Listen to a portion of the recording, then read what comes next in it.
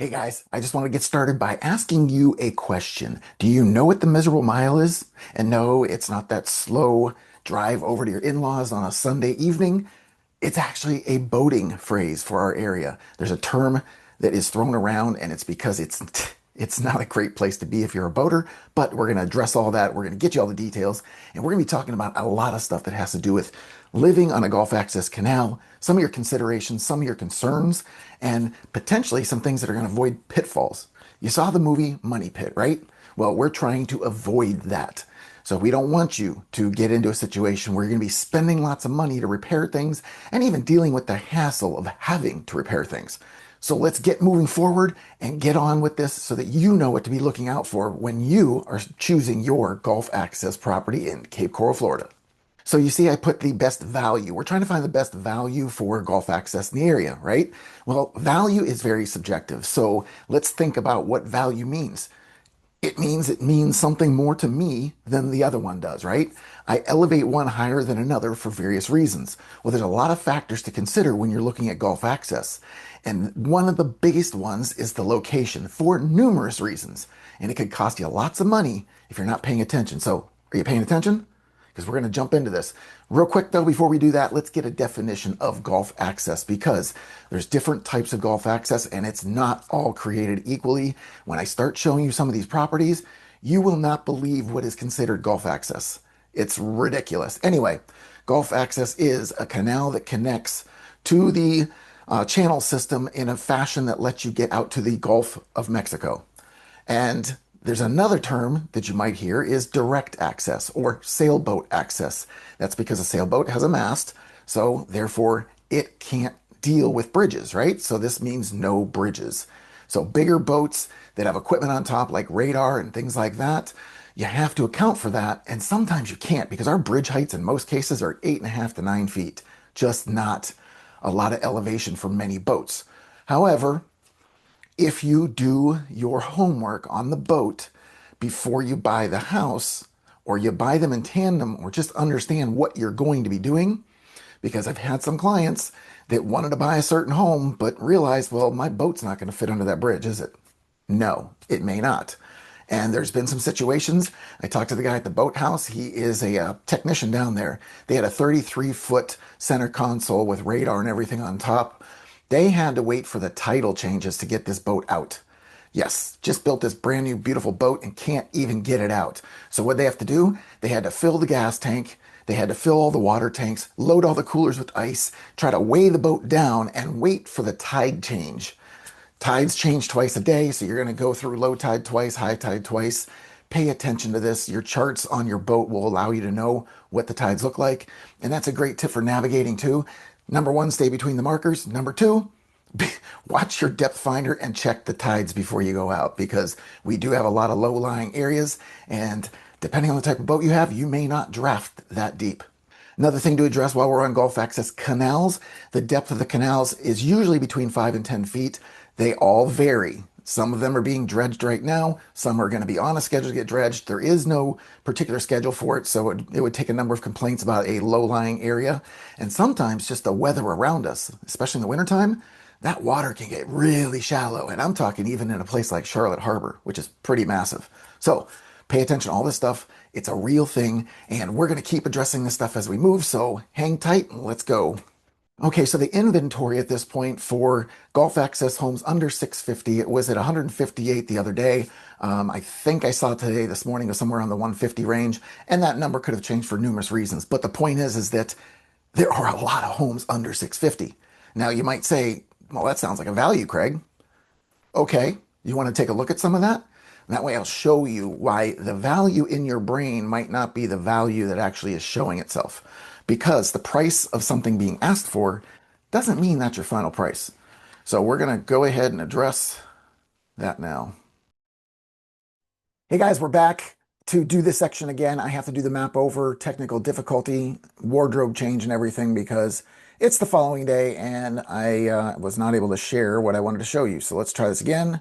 Okay, so now we're back in the MLS. This MLS, we did come in and put some parameters in here to make it Gulf access. So everything in here is Gulf access with a pool. What I wanted to start off showing you is we discussed how all golf access isn't the same, right? Very different from place to place. There's one little icon. You see it up here? And the where this one gets out is all the way down here. So the point to this particular one is it may be called golf access because the water in the canals connects one way or another, but I'm going to show you why this is a problem. So this one is 847.5 at 2192 square feet, 3-car garage, paver driveway, nice new looking place, right? Nobody's lived in it. Looks like we have some storm protection all around. Nice little sun shelf in the pool. Photos without lights with cell phones. That's a no-no. We don't do that. But anyway, you get the idea.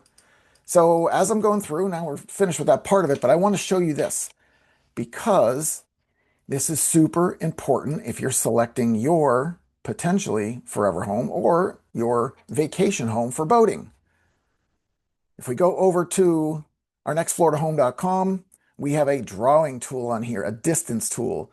So what I'm going to do is turn that on, and we're going to go down and find that same property, which should be right. Oh, there it is. 848, right? 847.5. So we're going to put a little marker here. Then we're just going to trace down the canal system. And what this is going to do is measure the distance. Now, right about here, no, what are you doing over there, guy? Come over here. Oh, it's marking the wrong spot, so I guess we'll just go with that. But right here is a bridge, and I'm going to show you a real quick video of how high this bridge is, and you tell me what you think you can get through there. All right, so yeah, a little bit problematic there. So that's why I do not look at this as golf access. But if we continue going down the way here, we're going to just keep following along.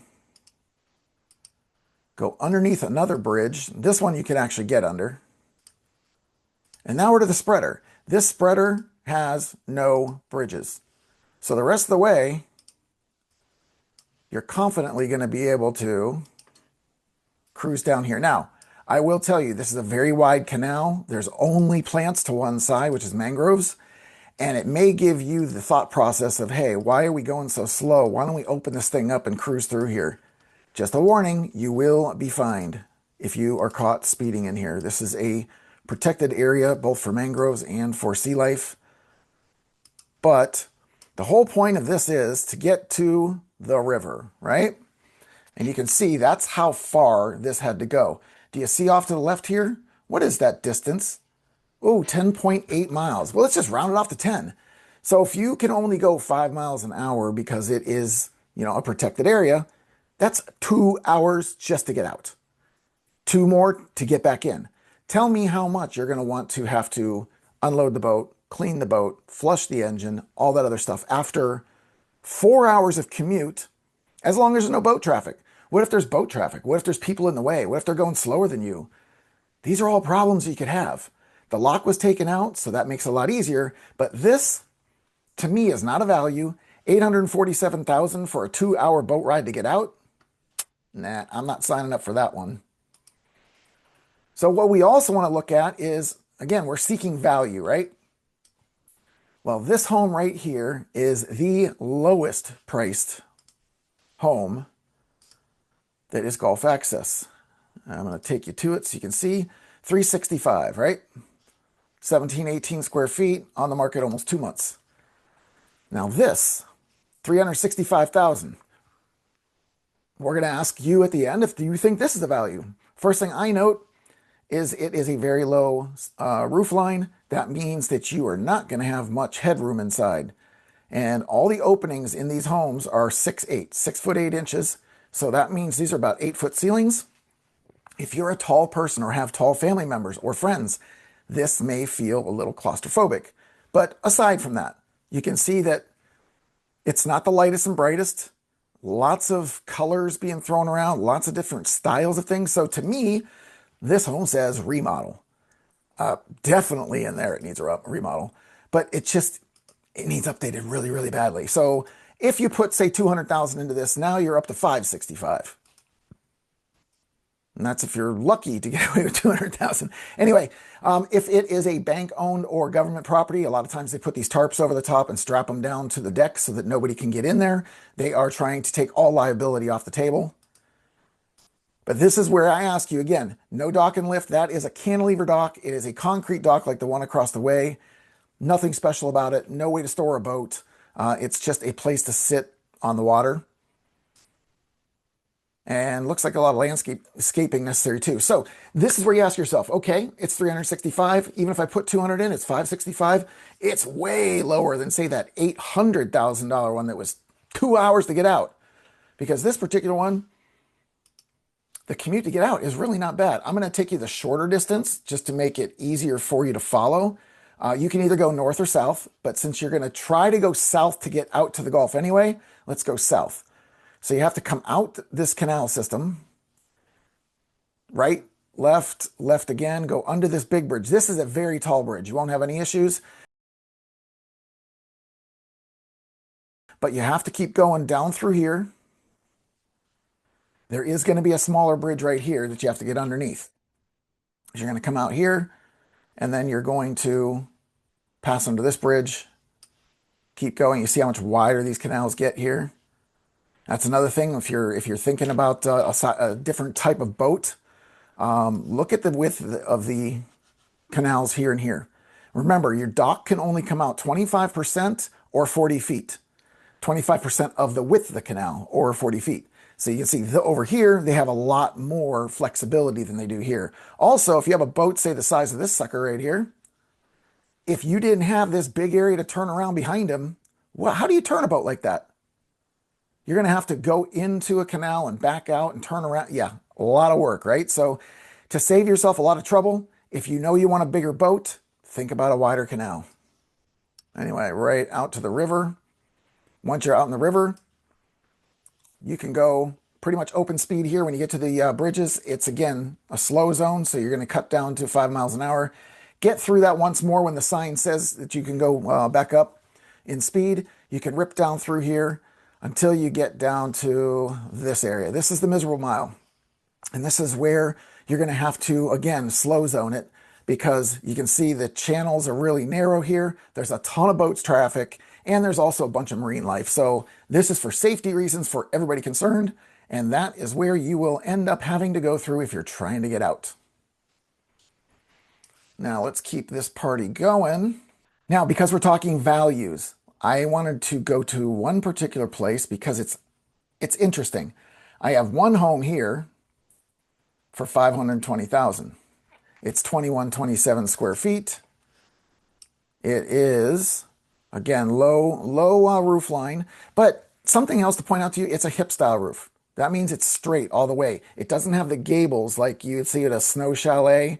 If you go skiing, a snow skiing chalet, you know, it doesn't have that triangular shape to it. If you have any more than 10% of the gabled style roof line, you will lose credits on your insurance. Also, whatever the material is on your roof, that's going to determine how much you get in credits as well. Age will also be a part of it. Condition will be a part of it. All kinds of factors go into that roof. It's a very big deal. Anyway, real low roof line again, so you can see the 6/8 door very close to the ceiling. Everything's been remodeled in here though, right? Floors, floorboards, cabinetry, looks like newer appliances. So then you start saying to yourself, okay, it's on the water, completely remodeled. Is there something else I need to know? Yes, there is. You come right over here, you click that stack of papers, you get into here, and it's what we call a seller's disclosure, a property disclosure. And right down on number 3, we see water intrusion, right? Right there. If you look down on G, they kind of buried it in the print, but it does say house had some flood water intrusion during Hurricane Ian in September 2022. Okay. I don't know about you, but some is kind of vague. I'm going to say anything from an inch to a foot, it doesn't matter. It was enough that you had to replace flooring and a number of other parts of the home. So this is where we're going to ask for something different. We need to get the invoices for who did the work. Because if you have this repaired, I don't want it to be your Uncle Bob, and I don't want it to be Frank down the street that uses YouTube to repair things. YouTube's good for a lot of things, but when we're talking about doing a remediation on a home that was flooded, there's steps that need to be taken, and you have to safeguard against mold, because if mold gets in these walls and it's up into your air system, your entire house is going to be loaded with it. Not something I would want to take on, but remember, it's only $520,000 and completely remodeled. That sounds pretty darn good, doesn't it? But we want to look a little further. We want to keep looking and see there's no dock and lift. There is a pool. So it's a little dated. Looks like it's a decent sized pool too, kind of enclosed by the walls. But that's what the house is offering. Is it livable? Sure it is, as long as we know what the condition truly is and who did the repairs. Now, something that was really intriguing to me was that if I go down, how many houses? 8 houses on the same canal. Well, the canal even gets a little wider down there. Goes up to 1.3 million for 2189 square feet. Very similar, maybe 50 square feet difference. It's built in 2024 though, whereas the prior one was a 1967. And I need to stop there. This is something I spoke about previously. I need to speak again. With a 1967 home, you are taking on a number of other potential problems. You may need to get the house completely replumbed. If it has polybutylene or copper piping, those will leak at some point. You must get them fixed, or you're going to end up with a whole nother insurance issue when it floods out from the pipes. If that's not enough, back then they also used aluminum wiring, and you might even have a breaker box that is United Pacific, or I think that was the name of it. Anyway, there's a couple boxes out there that the insurance companies, as soon as they hear the name, it's gone. You cannot even be insured. So those are a couple of things we have to check right away. On top of that, a 1967 home, the other thing that's unique is they use cast iron pipes when they were taking the plumbing out of the house. Cast iron is susceptible to damage as well, believe it or not. And we've seen cases where roots from trees have broken these pipes. So one of your absolutes that I'm going to insist upon if you're working with me, because again, this is my job. This is what I do. My only responsibility is to advise you and give you the best information possible. So in this particular case, we have a home that could have a potential crack in the pipes. So what we're going to do is we are going to have a camera put down in that pipe to verify the condition. Therefore, you're not taking on a problem that could be super expensive. If they have to dig that pipe up anywhere near the foundation, it's going to cost a lot of money. Now, back over to this home for 1.3. Now, again, it's not going to have the same kind of problems as I just mentioned there because of the age. It is a very modern looking home. Still has the pavers, still has similar flooring. That looks like LVT though. I don't see any grout lines, so that means that's going to be luxury vinyl. Some people like it, some people don't, but you have the high ceilings. You're going to have impact windows and doors, definitely. And this one also does not have a dock and lift, so that makes them both even in that regard. But when you say to yourself value, one's only $520,000, it's already remodeled. This one's 1.3 million, doesn't need remodeled. It's going to be much more efficient. It's going to have all the codes in place, obviously. Like, we don't even know if the third nail was put in the hurricane strap on the previous one. We know it's going to be on this because it's part of the hurricane code. Nice view, stays private on the other side. Same thing down the way, but you see the larger panoramic screens. So a whole different feel, right? Where would you find value in this? Comment down below which home. Smaller, older, remodeled, or new one. It is more than double the price for the new one though, so keep that in mind. But with the efficiencies and everything, your insurances are probably going to be lower. Your taxes will be higher, obviously, because you're purchasing it at a higher price point. So all things being equal, this home will cost you more money. You just have to say, is it worth it to spend the extra money for the brand new modern style home? And that's a personal decision that you're going to live with for a very long time. So let's make a wise decision here and see if it's best for you and your family. I have one more example I want to show you of value. And these are going to be very similar. You can see that both these properties are on the southwest side. All right, so from here all the way down, the lock was the only thing in the way, it's removed. So this home right here at 1.2 million, 2,600 square feet, beautiful sunset views, mangroves beyond that, that'll never change. Those are protected, they're gonna stay there forever. You go inside the house and you don't have a screen cage because Hurricane Ian took it down. Never replaced. And inside could need some updating. I think that we can agree on that. A lot of the niches and shelves and things like that, it was very specific to the time. This is a 1998 home, by the way. So you see all the things that kind of date it, make it feel a little more antiquated. And then as you keep going through, you're going to notice certain things like the flooring. The flooring was actually updated in here.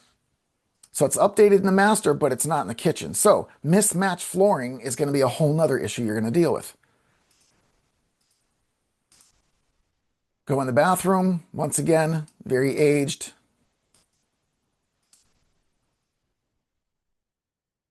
All right, so we've seen enough of this one. We see that it needs updated.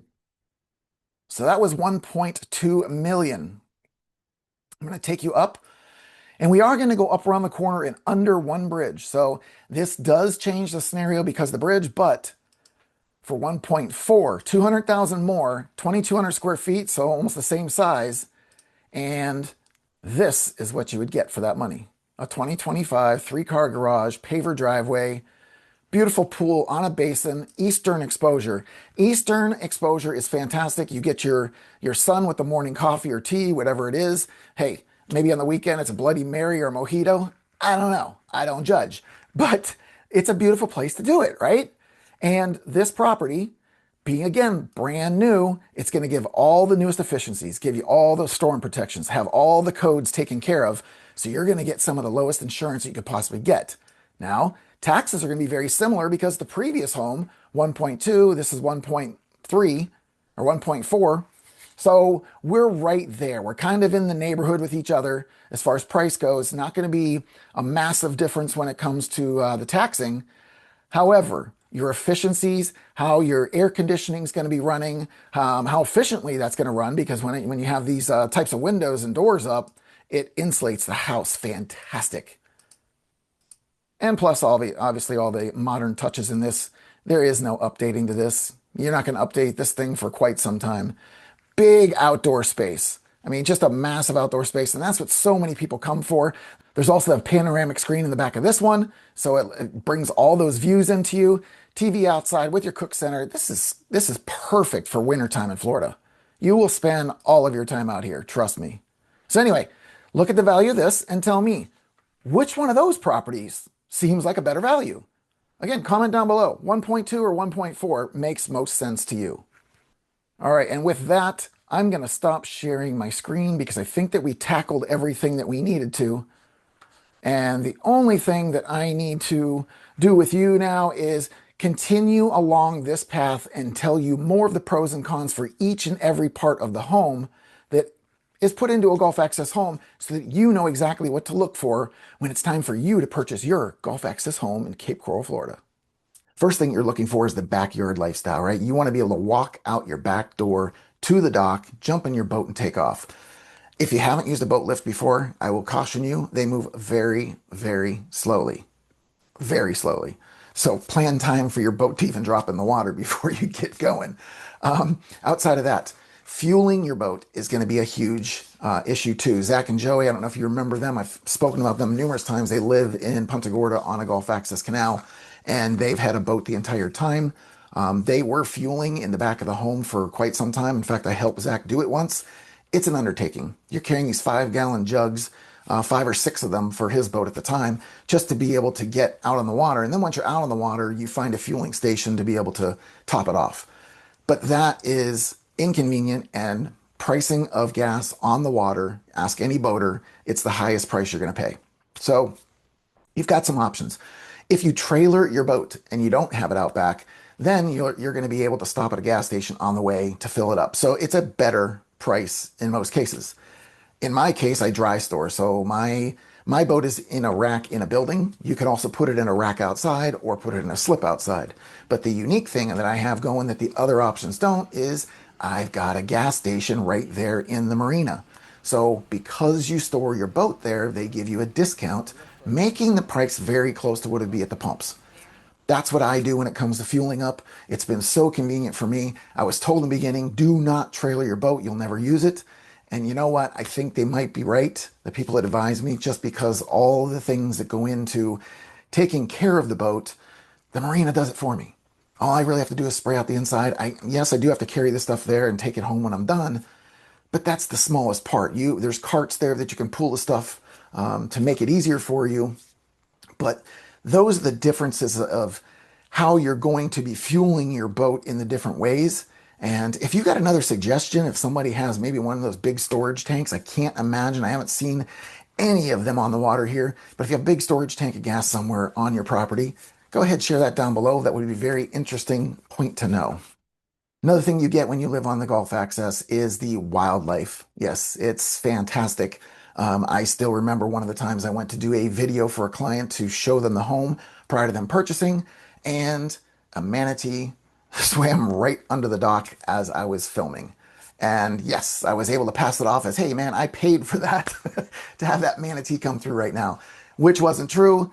Just joking around, but the point is you have this wildlife there all the time. There's pelicans, there's other birds that our wildlife is just abundant here. Dolphins will be up in there. In fact, the other day, a gentleman was swimming in the St. James City Canal system.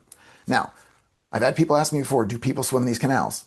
I'm going to tell you why you might not want to. That gentleman that took his night swim for whatever random reason, maybe there was a few cocktails that night, I don't know, but he ended up getting bit on his foot by a shark. Okay, that's why you don't want to swim in the canal system. Yes, anything that's out in the Gulf will be in the canals. Different sizes, different species, but it's all has the potential of being there. So make smart decisions and maybe don't swim in a canal at nighttime if there's things like sharks in there. Now, having your boat out back does do a couple really big things for you. Number one, you're not waiting for lines at the boat ramp. And trust me, there's a lot of people that even rent, so you have to be careful. There's so many people at boat ramps. If you ever watch any of the videos on YouTube about these people, you'll note one thing. They don't even know which way the trailer is going to turn if I turn the wheel to the left or to the right. They have no idea which direction it's going to go.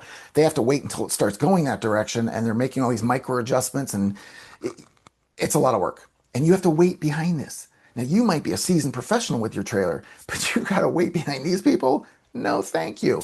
On top of that, storage fees. Yes, I do pay a decent storage fee. I have a 22-foot center console. It's on the top rack. It has a T-top. So there's specifics. And when you call around to get storage, you have to give them all the specifics of the boat so that they know where it can fit in their system. And there's usually a waiting list. I had to wait on mine. In fact, I was paying for my storage for 6 months before my boat was ever delivered because it was back during the pandemic. Couldn't get anything on time back then. I was missing an engine for 6 months. So there's some situations where you'll pay in advance just to make sure you can secure it, and that's one of them. One of the things that you will come to understand also is that most Gulf access properties have a pool. It's part of the overall lifestyle. It's almost like to have a Gulf access home without a pool doesn't quite make sense because you're going to spend a ton of time outside. You might say, yeah, but it's hot. I'm not going to be out that much. Yeah, you'll be in the pool. You have the fans on, whatever it is. And then in the wintertime, you're going to be outside all the time. Today happens to be a day that the humidity dropped out and it's 75 degrees with no humidity. That is golden. That's exactly what we wait for. And that's why every one of those darn snowbirds comes down here. And this is why we can't blame them for coming down here. It just is amazingly beautiful through those months in the wintertime. Now we have to talk real quick about the premium to be on Gulf Access because a Gulf Access lot, they will start around the 150, 200,000 range. And I've seen some lots recently as high as 700,000. Now it's usually for a bigger lot view, water view on the lot. It could be a riverfront, which then you're probably going to be over $1 million for that. So it does get very expensive just to get the land if you want to be on a Gulf Access property. But that's, again, the premium you pay, just like the insurances, just like the taxes. It's one of those expenses you know that's coming, but you know what? You just really want that lifestyle. Now, when we talked earlier about that first home and we said all golf access isn't created equally, the one thing that you really have to focus on, let's get past the boat thing. Let's just say your boat, it doesn't matter whether there's a bridge or not. Now it just comes down to commute times. There's some people that I've dealt with that don't really care about the commute. They just like to go tool around in their pontoon for sunsets, and that's all they really want. And some others, I've got a client right now and he's a big fisherman. He just wants to be able to toss his pole, fresh water's fine, so he's good with that too. But if you're somebody that just really, if you're an avid fisherman and you need to be out in the Gulf doing it, you don't want to have to commute a long time. You probably want 15 minutes max. If that's the case, you're going to pay an elevated price for that. Shorter access definitely means higher price. It also can mean that you're going to have more of a risk of flooding because you're closer to the coastline. The further you go up this canal system, the more the water has to spread, therefore the water doesn't rise quite as much. So in a storm situation, further up the canal system could be beneficial. However, many of the new homes that are being built that are closer to the opening, they're elevated anyway. So they automatically build them higher to get them out of the flood zone. Sometimes it helps. Most times it helps. But there are those occasions where you can still get dinged with it, and that's why we have the insurance. Something you can do to help bring the cost down with the insurance, though, is you can get a 4-point inspection, which takes care of all the mechanicals in the home, and you can do a wind mitigation or a wind mit report. And what this is they'll do a full report on the roof and give an assessment of how it'll hold up during a storm with different level winds. And those things will help you potentially reduce the overall insurance. They will look at again, the roof has to be at least 5 years of life left on it for it to even pass and be insured. But the newer and better materials that are used, usually the lower rates you get. As far as flood insurance is a big topic here. Now, flood insurance is interesting in that it can be assumed by the new buyer. And when you assume a policy, you only get the remainder of what's on that policy. So if there's only 6 months left, you get 6 months of coverage. Let's say it's $1,100, right? And there are some that are that low. There are others that are 10,000. So this is why you have to do your due diligence. And if you get too high of a quote, keep calling. We have more insurance companies now, and they're even private insurance companies. They're usually a little more expensive. So we want to go with one of the bigger ones first and see if we can get something there. But when you take over somebody's insurance policy, there's a cap of 18% on the renewal. So you may find that it's more affordable to take over somebody's policy, especially if it's lower, and take that little bit of an 18% ding when you renew it versus going after a new policy on your own. Sometimes that first policy on a new policy can be more expensive than just taking over and taking the adjustment. So we have to weigh that out with each one, and this is a case by case. It's not going to cover the same for all homes. So each home, if you find one you really love, we're going to have to go through the gymnastics of having to figure this stuff out and make sure we get you the best pricing possible. Now, because of the fact storms don't happen every year, what some people forget to do is maintain what they have. So there's many different kinds of storm protection we have. Impact windows is the best. You do nothing. You just, take in all the light. You're protected from a storm. You're protected from intruders too. That's another thing. A lot of people don't think about the impact windows in that regard as well. But if you're somebody that's worried about safety and stuff, you're not getting through those windows. I mean, it's going to take a lot of work to do it. They shoot 2x4s at these windows just to show the durability. It is also a security factor, but you have to also consider roll down shutters. So if somebody has the accordion style that go back and forth, there's a lock that you twist, or you have the electric ones where you push a button and they just roll down and roll back up. Make sure that you run those a few times throughout the year, even if there's no storm. Keep them moving. I would consider putting yourself on some kind of a maintenance program to have those gears and things lubricated over the time frame as well, because things here with the salt in the air, it will corrode. Same thing with your lift motors. Word of caution, if you know those motors haven't been used for any amount of time, open the cover before you turn the lift on. There's one very big reason. Birds, they build nests in these motor areas, and if you flip that switch and you didn't check, you could have a mess you're dealing with. But those are another thing that needs to be maintained over time. Again, have it just looked at, have it maintained, lubricated, all that stuff to make sure it's working perfectly. just like your AC system. I mean, come on, we're trying to maintain the things that are most expensive to replace, right? So keep maintaining them over time. Just because they weren't used this year doesn't mean they don't need maintained. Again, salt water will corrode just about every type of metal that we have. And if you think stainless screws are going to cut it, go look at a pool home with a white cage and see how many rust spots you see. Just because they say they're stainless doesn't mean they're stainless. Trust me. Now, a seawall is a big deal here too, because you might have heard Punta Gorda, they put it in the taxes for the property. So people don't have to spend the money to replace their seawall when it needs repaired. The city takes care of it. Now, you have to get on a schedule, and depending on how many other people are affected, it could take some time. However, it gets paid through that program because you're paying into it while you're living there. We don't have that here in Cape Coral, and many areas around us do not have that. So you are responsible for these seawalls. There's different seawall materials. And recently they went from an 8-foot high wall to a 10-foot high wall. It's normally concrete and steel. And then they have these steel tie rods that go back into the dirt. I have a video here to show you.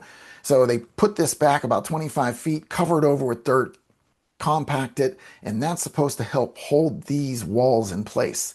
There's also a vinyl version. It's easier to work with because it's lighter material. It's corrugated, but again, it's vinyl. Now, there's supposed to be a 50-year lifespan on the vinyl wall, but they still say that the concrete and steel is the strongest one and most durable. So it's probably going to cost you a little bit more money. I know a seawall right now can be anywhere from $20,000 to $60,000 for a standard size lot. We're 80 by 125 on just about every quarter acre lot here. So if it's a bigger lot, or you have bigger frontage, that price is going to go up pretty quickly.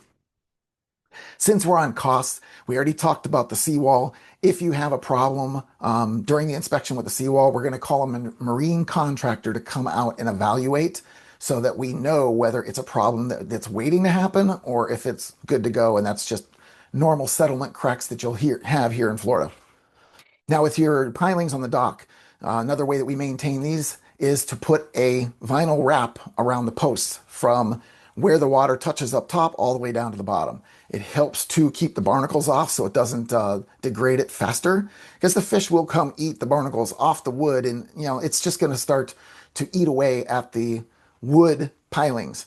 So wrapping them up helps preserve that. Plus the salt water can't get at them as easily, so it will give longevity to those pilings. So consider putting it on if you don't have them. We had that come up in an inspection the other day, and the buyers actually requested to have them wrapped just because of this issue.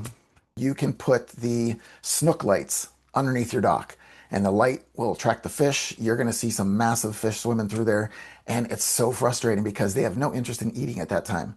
They're just playing in the lights. It's almost like a disco for them. So okay, so we also were talking previously about the bridges and navigation and things like that. And at the beginning of the video, you heard me mention the miserable mile. Well, the miserable mile is a stretch of water that you literally have to dial down to the no wake speed of 5 miles an hour. And it's because the currents through this area are stronger, the canals are more narrow, and there's tons of traffic. This is where all the boats that go up and down the river have to go out. So it can be frustrating. Yes, it's slow going. There are going to be some people breaking rules and blowing through it because they're impatient. And people are kind of selfish overall. I mean, I think we all know that. Anyway, that miserable mile, it's going to be there. It's there. I don't think they can ever get rid of it just because of all the conditions I just mentioned. It's just part of the process. So understand, if you live in that area, it would be anybody that has to come out on the southern end or the eastern end of Cape Coral to get out. They're going to have to go through that miserable mile. If you're in the Northwest, you don't have to. You come out into the Matlacha Pass. You can choose to go south down the Matlacha Pass. Keep in mind, very narrow channels, and they zigzag back and forth. And if all the channel markers haven't been put back yet, that can be very hairy. I personally don't even like to go that way just because of the fact that it's so narrow. Once you learn it, you can kind of rip through. It's kind of like an obstacle course. It's kind of like a slalom where you're just going back and forth. So it can be cool if you're comfortable, but things can shift and change. And especially after Ian, I haven't taken that route because things have shifted and changed. I don't know it. My breadcrumbs are different. That's the other thing. You change the batteries on your boat, you're going to lose your breadcrumbs in many cases. I know I did, so I had to start over. However, it just lets you kind of replay all the places that you've gone and make sure that the depths are still what they were. In fact, there was a cautionary thing put out the other day that the Boca Grande Inlet, which is very close to the Boca Grande sandbar that we're at all the time, that inlet was so shallow that somebody put a post out warning people not to go ripping through there and to pay close attention. Those inlets, they're not all like the one that's at the south end of Boca Grande between there and Cayo Costa. That thing's 50 feet deep. However, when you get to the other side of it, it gets shallow on the sides super fast. That's why you have to watch the tides. So again, being on saltwater is completely different for navigation. Now, one thing you can do if you are seriously considering doing a Gulf access property, many folks come here and they'll rent boats. So you can rent a boat and just drive some of the canals. See if you even like the process of having to go that 5 miles an hour and see how far is tolerable for you. You don't really know until you've done it, correct? Like you don't know driving on the road in a car 5 miles an hour. How far could you do that? When's the last time you had to do that? So it is one of those things. There's no better way to learn it than just do it. So my recommendation would be rent a boat, drive some of the canals, check out and see how tolerable it is to go 5 miles an hour and for how long. Now, when we're talking about your outdoor area, there's a few things to consider. First of all, if you're in the Northwest, you may be on well and septic. If you're on well and septic, I would encourage you to get a whole home reverse osmosis system on the home to preserve your pipes. Algae can build up in there if you're using some of the older systems. I know this because I saw it happen myself. I took the screen cap off the bottom of a faucet and a bunch of algae came out. That home had been on well and septic for about 3 years. That's all the longer it takes. So you're either treating your water to take care of that stuff or you're going to get a system that takes care of that. But that's one of the recommendations. Also, with your screening, if you have still bugs, even with the screens, our standard screens, the openings are not the tiniest. So they came up with no seam screens. If you're somebody that gets bit up just randomly because you just have that blood that they love to taste, you might want to get no seam screens because it will block it. It reduces the size of the holes, so it helps to block the little guys from coming through. I've heard you might have a reduced airflow through those screens, but I can't validate that because I've never had them. Now we're going to get back on the water for a second. I want to remind you of red tide. It's something that does happen here. We also get blue-green algae. And if you ever look at the end of a canal system that doesn't have any movement, it's going to build up a bunch of crap at the end of it. And when it decomposes, it's going to stink. That's just what it is. So you have to choose very carefully if you're okay with that happening, if you're going to be at the end of a canal. Now, with the red tide, that's something that happens occasionally. We don't really know what the triggers are. It's supposed to be something that's already in the ocean floor and kind of gets kicked up with storms and things like that. I don't know. I'm not a scientist, but I will tell you, I've seen it. I've walked through it. It's like cinnamon laying on the top of water. So I have been through it before, but the only time it really got to me was when the waves were breaking on the shoreline and the mist that was thrown into the air, I was breathing it in.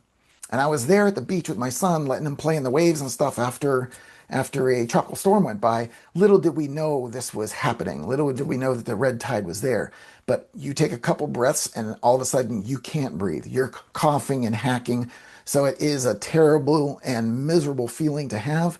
So if you experience any of that, just get away from the water because that's where it's coming from. As far as the blue-green algae, they've now put bubblers at the ends of some of the canals, and what it does is it forces air up from the bottom and creates this turbulence that keeps the algae from coming up the canal system. So while it may not completely eliminate it, it will at least cut it down greatly, so the problem won't be as large of an undertaking to clean up. Now with season, we're just about in season. Boat traffic is just like street traffic. It gets a lot busier and there's a lot more people on the water that don't know what they're doing. You don't need anything special to drive a boat. Seriously, you don't have to pass a class. You don't need a special license. You don't have to be a captain. All those things don't apply. You can just jump in a boat and go. My son, because of his age, I think anybody that was born after 88 has to do a boater certification class just to to show that they know the basics. But you don't need to do that if you're older. Like if you're like me, an old dude, they don't care. They figure that you have some experience driving some form or fashion, but if you've never driven a boat, especially a single engine, yeah, you don't have as much control as you think you would, and it can get hairy sometimes. So pay extra close attention and have some experience before you get yourself around other people. It can get very hairy very quickly. And one of the biggest things that you need to pay attention to if you're going to be on Gulf Access, you've heard of mangroves, right? The mangroves, they look beautiful, they filter the water in our system, they protect our shorelines, but they're also protected.